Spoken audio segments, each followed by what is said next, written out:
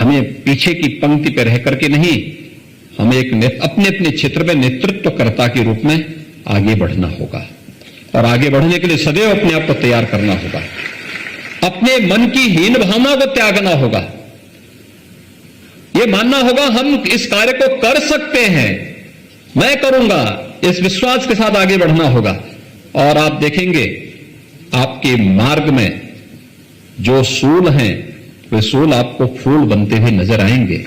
और याद रखना, जब भी आप चुनौती को स्वीकार करते हुए आगे बढ़ेंगे, वे सामान्य बच्चे हों या दिव्यांग बच्चे हों, उनके सामने चुनौती नहीं रहेगी। आगे बढ़ने की इच्छा शक्ति होनी चाहिए, उस प्रकार का एक संकल्प होना चाहिए, उसके अनुरूप हमारी रणनीति भी होनी चाहिए और उसके अनुरूप हम स्वयं को ढालने का प्रयास भी करेंगे। तो फिर कहीं कोई समस्या हमारे सामने बाधक नहीं बन सकती, कुछ भी असंभव नहीं बन सकता।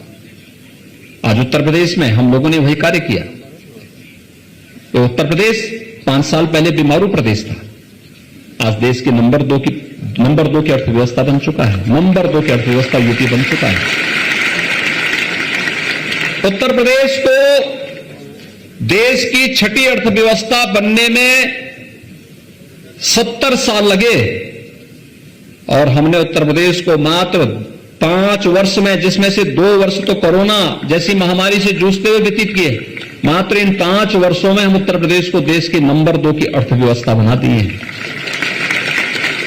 इच्छा शक्ति होनी चाहिए, कार्य करने की जो एक मजबूत इच्छा शक्ति और हर चुनौती से जूझने की एक प्रवृत्ति होनी चाहिए, वो हमें निरंतर हमारा मार्ग प्रशस्त करेगी। और उत्तर प्रदेश में सब संभव है। उत्तर प्रदेश यही उत्तर प्रदेश है। जिस उत्तर प्रदेश में आज से 5 साल पहले दंगे होते थे, गुंडागिर्दी होती थी, अराजकता फैलती थी, आज उत्तर प्रदेश में सर्वत्र शांति है, सौहार्द है, अराजकता गुंडागिर्दी के लिए कोई जगह नहीं है। हर एक तबका आज विकास की मुख्य धारा के साथ जुड़ करके एक नई स्वस्थ प्रतिस्पर्धा के साथ आगे बढ़ रहा है। जब स्वस्थ प्रतिस्पर्धा के साथ आगे बढ़ रहा है तो हमारे शिक्षण संस्थानों को भी, विश्वविद्यालय हो, महाविद्यालय हो, इन सबको भी इस स्वस्थ प्रतिस्पर्धा के साथ जुड़ने के लिए अपने आप को तैयार करना पड़ेगा। उत्तर प्रदेश अगर हर एक फील्ड में आगे बढ़ रहा है तो कोई कारण नहीं कि हम भी उस स्वस्थ प्रतिस्पर्धा का हिस्सा न बन जाएं। बन सकते हैं। हमें भी अच्छे विश्वविद्यालय देने होंगे, अच्छे शिक्षण संस्थान देने होंगे, अच्छे चिकित्सा संस्थान देने होंगे, अच्छे तकनीकी संस्थान देने होंगे और उत्तर प्रदेश में जो कुछ भी होगा वह वर्ल्ड क्लास होगा।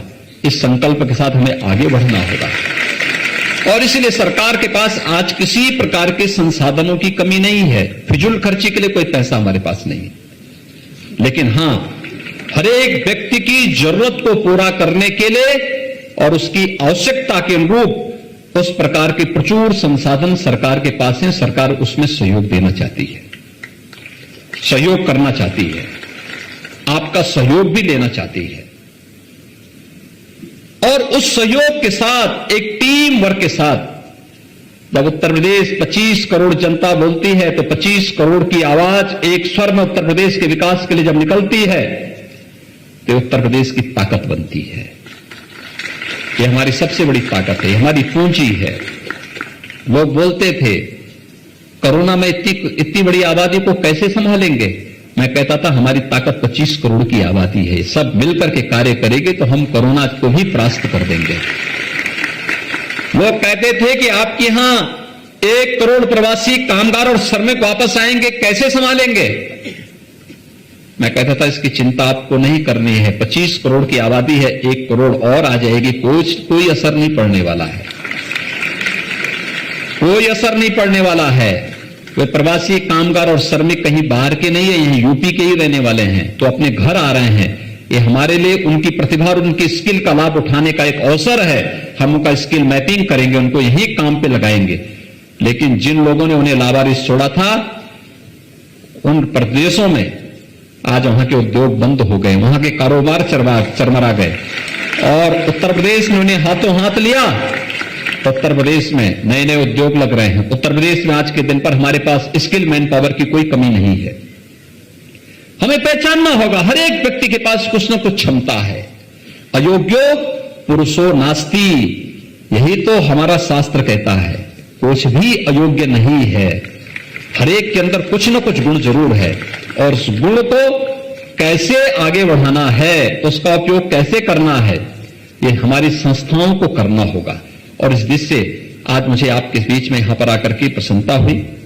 प्रदेश सरकार ने जो पिछले 5 वर्ष के दौरान कुछ कार्य किए, खासतौर पर एक हम आभारी हैं प्रधानमंत्री मोदी जी के, जिन्होंने विकलांग की जगह दिव्यांग शब्द दिया, और दिव्यांग जन शब्द ने आपको दिव्य ऊर्जा का एक नया स्रोत माना है। आपके पास एक दिव्य शक्ति है जो आपको आगे बढ़ने के लिए प्रेरित करती है, और उस दिव्यांग शब्द को जोड़ करके आपके आत्म मनोबल को और आत्म सम्मान को बढ़ाने का काम प्रधानमंत्री मोदी जी ने किया है।